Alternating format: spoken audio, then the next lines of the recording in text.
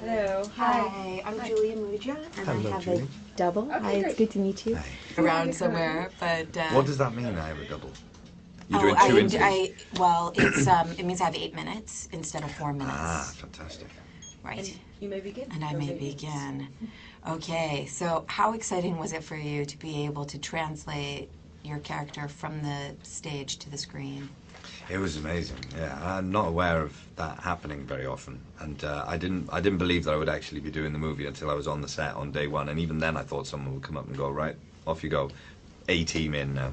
Leonardo comes in and play, I don't know. So it was incredibly exciting, and to be able to go on that whole journey for me and Frank, to have started at a tiny little theatre in London, and then in the West End, and then Broadway, and then the movie was just amazing. I did my last performance on Broadway on the Sunday afternoon, and by Thursday morning I was in LA shooting the film.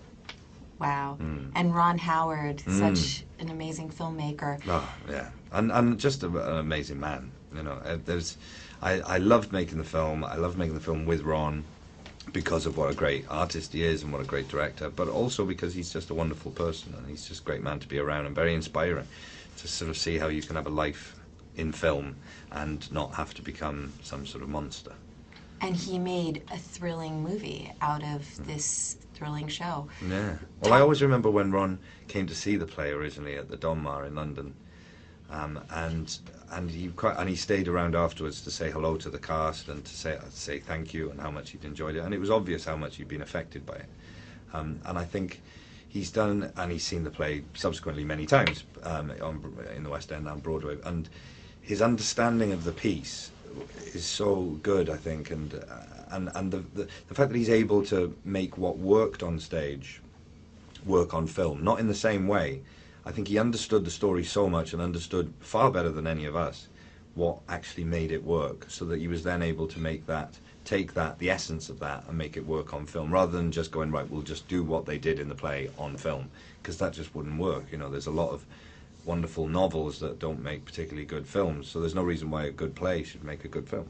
But his understanding of film was so good, and his connection to the piece was so strong that he's done an amazing job, I think. Talk about how the story echoes a boxing match, how each side was looking for its decisive knockout through these interviews. Well, Peter Morgan in the script, who wrote the piece, uses a lot of metaphors and analogies, and one of them is the boxing match, and another is the bull fight. And I think, at different times, certainly throughout the early interviews, it's much more like a boxing match. You've got, the two gladiators in the ring, Frost and Nixon, and it's also like a game of chess, I suppose. It's very tactical, and there's lots of gamesmanship going on, and lots of trying to get little digs in. And then you've got the corner men, and that's part of a big part of what gives the tension of the piece, is being able to see what's going on in the interview and then cut to Nixon's team, Frost's team, all kind of going, oh no, don't do that, do this, and that really gives the excitement. And Ron was talking yesterday about how it reminded him in some ways of Apollo 13, in that you've got there's the cutting from the astronauts back to the control center, and it's that going back and forth that gives the tension, and it works the same way in this film, I think. And then as the piece goes on, it becomes more kind of ritualistic, like a bullfight, I suppose, where you've got the toreador sort of masterfully channeling this sort of wounded animal for a kind of sacrificial kill. Now talk about David Frost. I mean, he was a talk show host in Britain and Australia. He was never voted. Why did he want to land this Nixon interview?